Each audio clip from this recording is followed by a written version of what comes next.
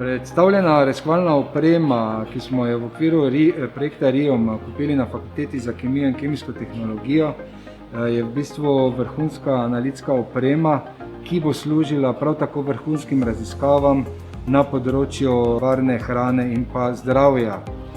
Oprema se stoji iz 3 sklopov. Prvi sklop je tekočinska kromatografija, kjer imamo 3 vrhunske HPLC sisteme, ki so namenjeni predvsem osnovnemu razvoju analiznih metod.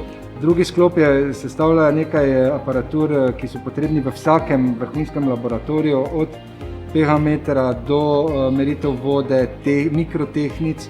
In tretji sklop predstavlja dissolution test, tako imenovan sistem za raztapljanje, kjer lahko simuliramo različne učinkovine, ki bi jih lahko uporabili v zdravilih, kako se obnašajo, ko potujejo, ko jih zaužijemo in potujejo skozi človeško telo, in pri tem preverjamo, ali imajo tisto učinkovilno lastnost ali nimajo.